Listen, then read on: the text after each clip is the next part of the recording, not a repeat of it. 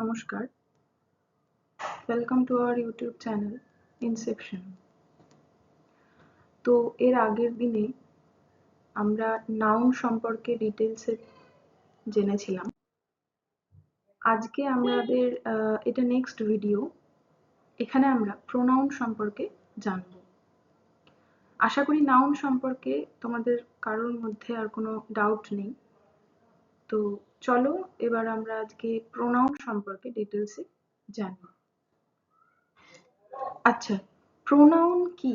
Pronoun হচ্ছে এমন একটা শব্দ যেটা আমরা নাউনের পরিবর্তে ব্যবহার করি।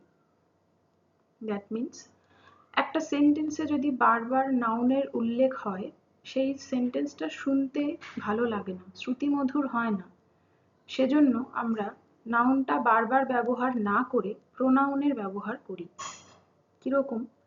প্রোনাউনগুলি কি কি? আই, উই, তারপরে হি, শি, দে, ইটিসি। এইগুলো হচ্ছে সব প্রোনাউন। আচ্ছা, প্রোনাউন যে শব্দটা, এই শব্দটার ইংলিশে এর মানেটা দাঁড়ায় ফর নাউন, মানে নাউনের জন্য।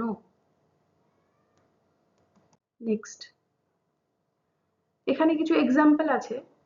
1 নম্বর এক্সাম্পলটা দেখো তোমরা। Rakesh is a good boy and Rakesh is my best friend. এখানে কি করা আছে যে রাকেশ কথাটা দুবার উল্লেখ আছে, তো শুনতে অড লাগছে। Rakesh is a good boy and Rakesh is my best friend, বারবার একই কথা বলা হচ্ছে, কেমন একটা লাগছে শুনতে। সেজন্য আমরা এই যে রাকেশ যে নাউনটা আছে, এটা একটা প্রপার নাউন। এই নাউনটা বারবার উল্লেখ না করে আমরা কি করব, রাকেশের পরিবর্তে এখানে নিয়ে চলে আসলাম হি। হি মানে কি? সে। Rakesh is a good boy and he is my best friend. এটা শুনতে অনেকটাই বেটার লাগছে, স্মার্ট লাগছে। সেজন্য আমরা প্রোনাউনের ব্যবহার কিন্তু করি। আশা করি বেসটা বুঝতে পেরে গেছো যে প্রোনাউন অ্যাকচুয়ালি কি এবং প্রোনাউন কি জন্য ব্যবহার হয়। Here Rakesh is the noun which is replaced with he and he is a pronoun. বুঝতে পেরে গেছো আশা করি। নেক্সট, প্রোনাউনের আবার অনেকগুলো ভাগ আছে। কটা ভাগ আছে? 9টা ভাগ আছে। এই ভাগগুলো সম্পর্কে আমাদেরকে ডিটেলসে জানতে হবে, তাহলে প্রোনাউন সম্পর্কে আমাদের একদম আইডিয়া ক্লিয়ার হয়ে যাবে। আচ্ছা, এই 9টা ভাগের মধ্যে একদম সবকটা ভাগ খুব ইম্পর্টেন্ট বলবো না, বাট যেগুলো খুব ইম্পর্টেন্ট সেগুলো আমাদেরকে একটু বেশি ভালো করে জানতে হবে, বাকিগুলো সম্পর্কেও জানতে হবে, বেসটা জানতে হবে। আচ্ছা, নাম্বার 1 কি আছে? Personal pronoun, possessive pronoun, demonstrative pronoun, reflexive and emphatic pronoun, interrogative pronoun, relative pronoun, indefinite pronoun আর ডিস্ট্রিবিউটিভ প্রোনাউন, এবং দি লাস্ট ওয়ান হচ্ছে রেসিপ্রোকাল প্রোনাউন। এই 9টা প্রোনাউনের ভাগ সম্পর্কে এবার আমরা ডিটেলসে জানব। আচ্ছা, প্রথমে কি আছে? প্রথমে আছে পার্সোনাল প্রোনাউন। পার্সোনাল প্রোনাউনটা কি? Generally represents a person but in special cases represents an animal such as in fairy tales etc. এটার মানে কি বোঝাচ্ছে? যে পার্সোনাল প্রোনাউন, পার্সোনাল এই নামটা থেকে আমরা মোটামুটি বুঝতে পারছি যে পার্সন, পার্সন মানে ব্যক্তি। তো কোনো ব্যক্তিকেই আমরা এখানে বোঝাবো, ব্যক্তির পরিবর্তে আমরা এই প্রোনাউনগুলো ব্যবহার করে থাকি। কিন্তু এক্ষেত্রে কিছু ব্যতিক্রম আছে, সেটা হচ্ছে কখনো কখনো অ্যানিমালের ক্ষেত্রেও আমরা এই প্রোনাউনগুলো ব্যবহার করে থাকি। ফেয়ারি টেলসে বা রূপকথার গল্প এইগুলোতে আমরা বলে থাকি, বা কখনো যদি আমাদের খুব প্রিয় কোনো প্রাণী হয় বা পেট হয়, তাহলে আমরা সেক্ষেত্রে কিন্তু পার্সোনাল প্রোনাউনের ব্যবহার করে থাকি। আচ্ছা, personal pronoun has 3 types. Personal প্রোনাউনের 3টে টাইপ আছে। একটা হচ্ছে ফার্স্ট পার্সোনাল, সেকেন্ড পার্সোনাল আর একটা হচ্ছে থার্ড পার্সোনাল। এটা মোটামুটি তোমরা বুঝতে পারছো। First person, second person, third person আমরা পড়েছি। ফার্স্ট পার্সনের মধ্যে কি কি পড়ে? আমি, আমরা, এগুলো। সেকেন্ড পার্সনে পড়ে তুমি, তোমরা। আর থার্ড পার্সনে পড়ে হচ্ছে সে, তাহারা। ঠিক আছে? এইগুলো সবই হচ্ছে পার্সোনাল প্রোনাউনের মধ্যে পড়ে। ঠিক আছে? ওকে, পার্সোনাল প্রোনাউনের কিছু এক্সাম্পল আমরা দেখব। I have always known you for a thief. আমি তোমাকে সবসময় একজন চোর হিসেবেই চিনেছি। এখানে যে ইউ কথাটা আন্ডারলাইন করা আছে, এটা একটা কি পার্সোনাল প্রোনাউন। কোন পার্সোনাল প্রোনাউন তোমরা বলবে। পরেরটা কি আছে, হাউ ডেয়ার ইউ ডিসওবে মি। এখানেও ইউতে আন্ডারলাইন করা আছে, এটাও তোমরা নিশ্চয়ই বুঝতে পারছো যে ইউটা কোন পার্সোনাল প্রোনাউনের মধ্যে পড়ছে। আচ্ছা, এবারে কি লেখা আছে, if there are several pronouns in a sentence then the pronouns will be written in this way.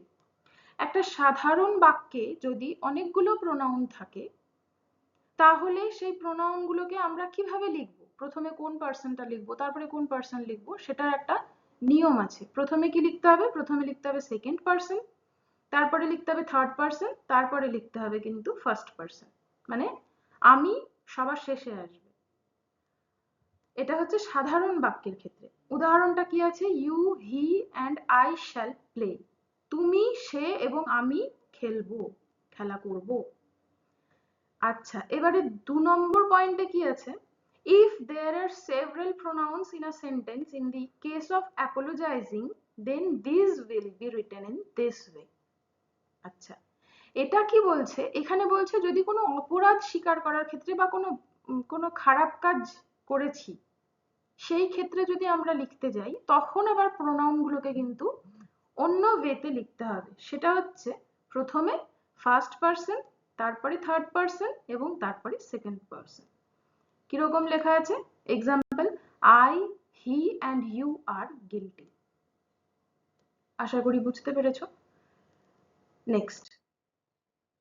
Next কি আছে, possessive pronoun basically shows ownership or possession of something. Possessive মানে কি, পজেশন মানে অধিকার বজায় রাখা, অধিকার বোঝানো। তো কোনো একটা জিনিসের উপরে, কোনো একটা ব্যক্তি বস্তু, কোনো যে কোনো কিছুর উপরে অধিকার যদি বোঝাই আমরা যে ওটা আমার, ওটা তার, তাহলে সেখানে আমরা পজেসিভ প্রোনাউনের ব্যবহার করি। এক্সাম্পল কি আছে, দিস ইজ ইয়ার্স, আচ্ছা sorry, this book is yours, এই বইটি তোমার। এই যে ইয়ার্স কথাটি লেখা আছে এটা কিন্তু ইয়োর নয়, অবভিয়াসলি এটা কিন্তু পার্সোনাল প্রোনাউন নয়। এই দুটোকে কিন্তু ভুল করেও গুলিয়ে ফেলো না, ঠিক আছে। ইয়ার্স এই কথাটা হয়ে গেল পজেসিভ প্রোনাউন। কেন পজেসিভ প্রোনাউন, কারণ এই যে বুক, এই বুকটার উপরে কার অধিকার আছে, কার অধিকার বোঝাচ্ছে, ইউ, তুমি, তাই তো। তাহলে পজেসিভ প্রোনাউন কিন্তু ইয়ার্স এই শব্দটা হবে। সেকেন্ডে কি আছে, the red house is ours, লাল বাড়িটি আমাদের। এই যে বাড়িটার উপরে একটা অধিকার বোঝাচ্ছে, আওয়ার্সটা হচ্ছে একটা পজেসিভ প্রোনাউন। আচ্ছা, এখানে একটা স্পেশাল কেস আছে, কি আছে, if these words take place before a noun then these work as an adjective and that's why are called pronominal adjective or possessive adjective. আচ্ছা, এটা একটা খুব কমন একটা ব্যাপার, এটা আরো নেক্সটে আমরা আরো ভালো করে জানতে পারবো বা মোটামুটি একটা আইডিয়া আমাদের হয়েই যাবে। এই যে ওয়ার্ডটা সরি সেন্টেন্সটা আছে, যে প্রথমে আমি যে দুটো এক্সাম্পল দিয়েছি এখানে ভালো করে দেখো তোমরা, that red house is hours. এই যে আওয়ার্স এটা হচ্ছে আমাদের পজেসিভ প্রোনাউন, এর আগে কি আছে, ভার্ব আছে, তাই তো। কিন্তু এখানে কি বলছে যে if this words tax place before a noun, এই ওয়ার্ডগুলো মানে এই পজেসিভ প্রোনাউন গুলো যদি একটা নাউনের আগে বসে তাহলে এইগুলোকে কিন্তু তখন পজেসিভ অ্যাডজেক্টিভ বলা হবে। তো এবারে নিশ্চয়ই ক্লিয়ার হয়ে গেছে যে পজেসিভ অ্যাডজেক্টিভ কোনটাকে বলছে। যদি এই পজেসিভ প্রোনাউন গুলো কোনো একটা নাউনের আগে বসে, এই যে যেমন এক্সাম্পলে আছে দিস ইজ মাই বুক, এই যে মাই, মাইয়ের পরে কি আছে, একটা নাউন আছে, তো মাই কথাটা কি বোঝাচ্ছে, বুক শব্দটার ওপরে অধিকার বোঝাচ্ছে বা কোয়ালিটি বোঝাচ্ছে, সেজন্য এটা কিন্তু পজেসিভ অ্যাডজেক্টিভ বা প্রোনমিনাল অ্যাডজেক্টিভ এটার নাম দেওয়া হয়েছে। ওকে, নেক্সট ডেমনস্ট্রেটিভ প্রোনাউন। ডেমনস্ট্রেটিভ প্রোনাউনটা কি, ডেমনস্ট্রেটিভ প্রোনাউন হচ্ছে কোনো একটা জিনিসকে নির্দেশ করা যদি বোঝায়, যে ওটা, এটা, সেটা যদি নির্দেশ করা হয়। যেমন কি লেখা আছে, টু পয়েন্ট আউট সামথিং। এক্সাম্পলে লেখা আছে this is my pen and that is yours. এই যে দিস আর দ্যাট এই শব্দ দুটো কি করছে, কোনো একটা নির্দিষ্ট জিনিসের প্রতি নির্দেশ করছে, যে ওই পেনটা হচ্ছে আমার, ওই পেনটা হচ্ছে তোমার। এই যে নির্দেশ করা শব্দটা, ওই কথাটা, এই কথাটা দিয়ে আমরা নির্দেশ করা বোঝাচ্ছি, এই কথাগুলোকে কিন্তু ডেমনস্ট্রেটিভ প্রোনাউন বলছে। ঠিক আছে? আচ্ছা, ডেমনস্ট্রেটিভ প্রোনাউন গুলো হচ্ছে চারটে। কি কি? দিস, দিস, দ্যাট, দোজ, এই চারটে আছে। এই চারটের আবার আলাদা আলাদা ব্যবহার আছে, মানে এই চারটের আলাদা আলাদা কেস আছে, সেগুলো আমাদেরকে কিন্তু ডিটেলসে জানতে হবে। একবার জেনে গেলে আর কখনো আই থিঙ্ক ভুল হবে না ভবিষ্যতে।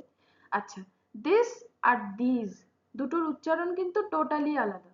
আমরা মাঝে মধ্যেই ভুল করে দুটোকেই দিস দিস এরকম বলি, সেক্ষেত্রে এটা কিন্তু ভুল। এটার উচ্চারণ দিস আর এটার উচ্চারণ this.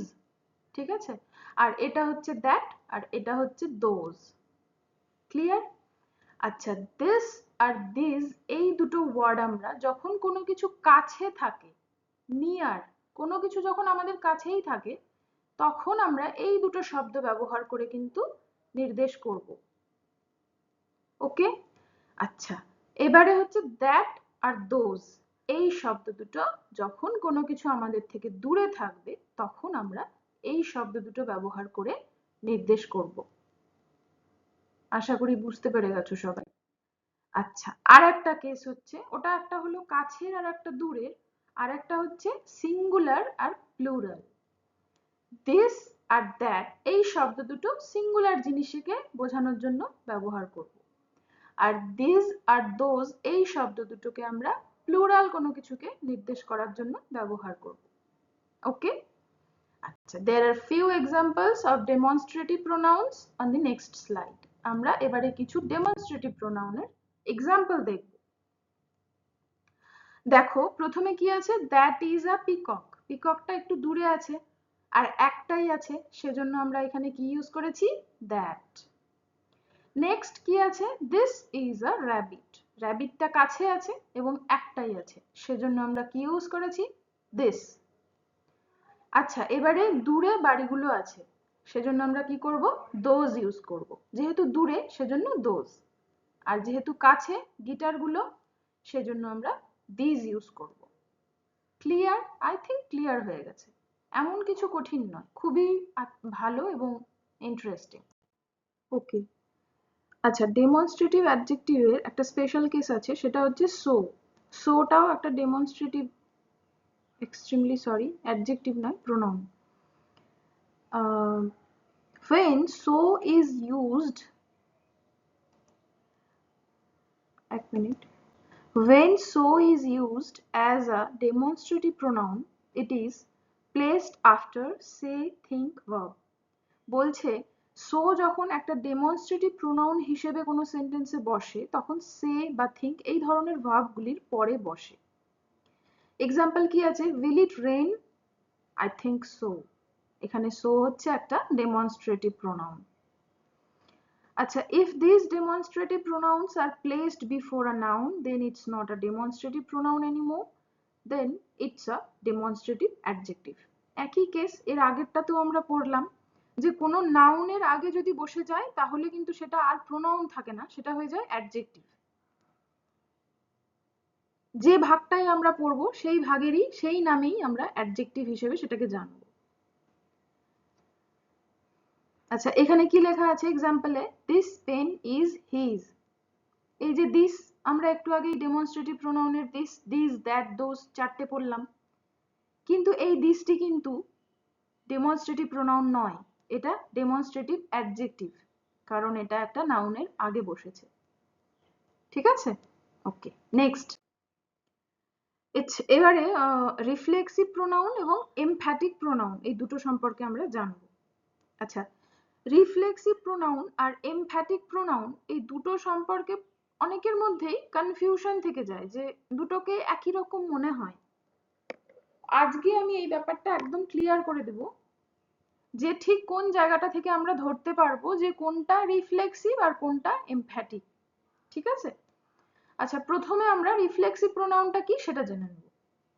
when subject and object are same in a sentence, their object reflects the subject and it's a reflexive pronoun. এটার অর্থ হচ্ছে একটা সেন্টেন্সে যখন সাবজেক্ট এবং অবজেক্ট দুজন একই ব্যক্তি হয়, একই ব্যক্তি বা একই প্রাণী বা যাই কিছু, সাবজেক্ট আর অবজেক্ট যদি একই হয়, সেখানে অবজেক্টটা কি করে, সাবজেক্টকে রিফ্লেক্ট করে, সাবজেক্টকে প্রতিফলিত করে। সেজন্য আমরা এটার নাম রেখেছি রিফ্লেক্সিভ প্রোনাউন। এক্সাম্পল দেখে নেব আমরা, তাহলে আর একটু বুঝতে সুবিধা হবে। সেটা হচ্ছে হি কিল্ড হিমসেলফ, সে নিজেকে মেরে ফেলেছে। তাহলে এখানে সাবজেক্ট কি, হি, আর অবজেক্ট কি, হিমসেলফ। এখানে হি আর হিমসেলফ তো দুজন একই ব্যক্তি, তাই না? সে নিজেই নিজেকে মেরে ফেলেছে। তো এক্ষেত্রে কি হচ্ছে, এই যে হিমসেলফ ওয়ার্ডটা, এটা কিন্তু হি কে রিফ্লেক্ট করছে, সেজন্য হিমসেলফটা হয়ে গেল একটা রিফ্লেক্সিভ প্রোনাউন। আচ্ছা, নোটে কি বলছে, while using reflexive pronoun verb takes place between subject and reflexive pronoun। এইবারে আমরা জানবো যে রিফ্লেক্সিভ প্রোনাউনটাকে কি করে চিনবো।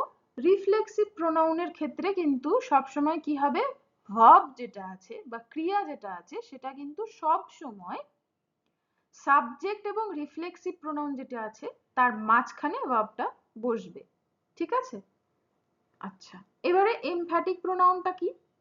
Emphatic pronoun always takes place after the noun or pronoun and emphasize the noun or the pronoun। কি বলছে, emphatic pronoun সব সময় নাউন বা প্রোনাউনের পরেই বসে এবং বসে সেই নাউনটাকে বা প্রোনাউনটাকে আরো বেশি জোর প্রকাশ করে, সেজন্য এটাকে আমরা কি বলবো, emphatic pronoun বলবো। উদাহরণ কি আছে, I myself cleaned the desk, আমি নিজেই এই ডেস্কটিকে পরিষ্কার করেছি। পার্থক্যটা দেখে নাও এবার তোমরা। এখানে কি আছে, হি কিল্ড হিমসেলফ, এখানে নাউন আর প্রোনাউন দুজনের মাঝখানে ভার্ব আছে, আর এখানে কি আছে, নাউনের পরেই কিন্তু প্রোনাউনটা বসছে। ওকে, তাহলে নিশ্চয়ই ক্লিয়ার হয়ে গেছো তোমরা যে রিফ্লেক্সিভ প্রোনাউন আর এমফ্যাটিক প্রোনাউন কি করে আমরা চিনতে পারবো। এখানে আমি আরো একটু ক্লিয়ার করার জন্য এখানে আলাদা করে লিখে দিয়েছি রিফ্লেক্সিভ প্রোনাউনের একটা সেন্টেন্স আর এমফ্যাটিক প্রোনাউনের একটা সেন্টেন্স। হি কার্সড হিমসেলফ, দেখতেই পাচ্ছ মাঝখানে ভার্ব আছে, আর এখানে কি আছে, ত্রিনা হারসেলফ মেড টি, ত্রিনা নাউনটার পরেই কিন্তু প্রোনাউনটা বসেছে, এটা হচ্ছে এমফ্যাটিক প্রোনাউন। ওকে, আচ্ছা এবার হচ্ছে ইন্টারোগেটিভ প্রোনাউন। ইন্টারোগেটিভ প্রোনাউনটা কি, the WH words which are used to make question, মানে কি, সেই সমস্ত WH ওয়ার্ড গুলো যেগুলো দিয়ে আমরা প্রশ্নবাচক বাক্য তৈরি করি। কি কি আছে, who, what, which, ETC. What do you want, এখানে হোয়াটটা কি, এটা একটা WH ওয়ার্ড এবং এটার মাধ্যমে আমরা একটা প্রশ্নবাচক বাক্য তৈরি করেছি, সেজন্য এটা হচ্ছে একটা ইন্টারোগেটিভ প্রোনাউন। আচ্ছা এক্ষেত্রেও একটা জিনিস লক্ষ্য করতে হবে, সেটা হচ্ছে if the WH words are placed before a noun, আবার সেই একই নিয়মটা যেগুলো আমরা আগেও পড়লাম, সেটা হচ্ছে নাউনের আগে যদি চলে আসে ওয়ার্ডগুলো, তাহলেই সেক্ষেত্রে সেটা কিন্তু আর ইন্টারোগেটিভ প্রোনাউন থাকবে না, ইন্টারোগেটিভ অ্যাডজেক্টিভ হয়ে যাবে। ওকে, নেক্সট হচ্ছে relative pronoun. Pronouns that are used to point out a previously mentioned noun or pronoun and to join two sentences are relative pronoun. Okay, কি বলছে, যে যে সমস্ত প্রোনাউনগুলি প্রিভিয়াসলি মেনশনড মানে পূর্বে উল্লিখিত কোনো নাউন বা প্রোনাউনকে নির্দেশ করে বা পয়েন্ট আউট করে এবং দুটো সেন্টেন্সকে জয়েন্ট করতে সাহায্য করে, সেগুলোকে বলা হচ্ছে রিলেটিভ প্রোনাউন। রিলেটিভ প্রোনাউন গুলো কি কি? একটা হচ্ছে হু, একটা হচ্ছে which, একটা হচ্ছে দ্যাট, আর লাস্ট হচ্ছে হোয়াট। এই চারটে হচ্ছে মেন রিলেটিভ প্রোনাউন। আরো আছে, বাট এই চারটেই হচ্ছে মেন। এই চারটেকেই আমাদেরকে জানতে হবে ভালোভাবে। আচ্ছা, হুটা কখন ব্যবহার হয়? For a person. কোনো ব্যক্তিকে যখন আমরা নির্দেশ করব তখন আমরা হু শব্দটা ব্যবহার করব। which কখন ব্যবহৃত হয়? লো অ্যানিমালস মানে ইতর প্রজাতির প্রাণী বা লো ব্রেড অ্যানিমালস যেগুলো, সেগুলোর ক্ষেত্রে আমরা which শব্দটা ব্যবহার করব। নেক্সট হচ্ছে দ্যাট কখন কখন হয়? পার্সন আর অবজেক্ট মানে ব্যক্তি এবং বস্তু উভয় ক্ষেত্রেই আমরা ব্যবহার করে থাকি। আর হোয়াট হচ্ছে অনলি অবজেক্ট মানে শুধুমাত্র বস্তুর ক্ষেত্রেই আমরা হোয়াট শব্দটা ব্যবহার করব। ওকে, নেক্সট। এবারে নেক্সট আমরা আরেকটু জেনে নিব রিলেটিভ প্রোনাউন সম্পর্কে। বাট এটাও একটা রিলেটিভ প্রোনাউন হিসেবে ব্যবহৃত হয়। কোন ক্ষেত্রে হয় সেটা আমরা এখন জানব। Also a relative pronoun but represents that do or does not and who do or does not. বাটটা আমরা যখন একটা এরকম ক্ষেত্র আসে যে সেটা করে না, সে করে না, সেই সমস্ত ক্ষেত্রটাতে আমরা বাট শব্দটা রিলেটিভ প্রোনাউন হিসেবে ব্যবহার করি। সেজন্য বাটকে আমরা নেগেটিভ রিলেটিভ প্রোনাউনও বলি। এক্সাম্পল কি আছে? দেয়ার আর ফিউ বার্ডস বাট ফ্লাই। খুব কম পাখি আছে যারা ওড়ে। ঠিক আছে? আচ্ছা, অ্যাজটা কি? Always takes place after such, the same, as, so, like words. এই সমস্ত ওয়ার্ডগুলোর পরে বসে। আচ্ছা, এটার উদাহরণে কি আছে? Nothing is useful as a book. কি বলছে? যে একটা বইয়ের থেকে বেশি ইউজফুল কোনো কিছু হতে পারে না। এখানেও কিন্তু অ্যাজটা একটা relative pronoun. Okay, some indefinite pronouns আর no one, few, several, another, all, anyone, somebody, etc. এইগুলো হচ্ছে ইনডেফিনিট প্রোনাউন। নেক্সট হচ্ছে distributive pronoun. A distributive pronoun represents the idea of each and everyone in all. মানে কি বলছে? Distributive pronoun হচ্ছে অনেকের মধ্যে প্রত্যেককে যখন বোঝানো হয় তখন সেই ওয়ার্ডগুলোকে আমরা ডিস্ট্রিবিউটিভ প্রোনাউন বলি। ডিস্ট্রিবিউট মানেই বোঝা যাচ্ছে বন্টন করা, মানে প্রত্যেকের মধ্যে বন্টন। সেজন্য এখানে কি বলছে? অনেকের মধ্যে প্রত্যেককে যখন উল্লেখ করা হয়। উদাহরণে কি আছে? Each of the boys has a pen. প্রত্যেকটি ছেলের কাছে একটি করে পেন আছে। তার মানে কি? বয়েজ মানে কি? অনেকগুলো ছেলে, বাট তার মধ্যে আমরা ইচ শব্দটা ব্যবহার করে কি বোঝাচ্ছি? প্রত্যেকের কাছে আছে। সেজন্য ইচ হচ্ছে একটা distributive pronoun.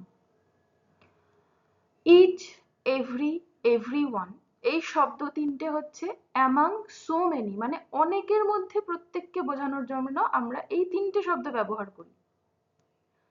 Are either R neither বা ইদারও বলে অনেকে, ইদার আর নাইদার এই শব্দ দুটো আমরা অ্যামাং টু মানে দুজনের মধ্যে প্রত্যেককে বোঝানোর জন্য ব্যবহার করি। এটা কিন্তু মনে রাখতেই হবে। ঠিক আছে? এগুলো ছোট ছোট টিপস। এগুলো আমরা সেন্টেন্স যখন লিখবো বা বলবো তখন কিন্তু এগুলো প্রত্যেকটা জিনিস মনে রাখতে হবে।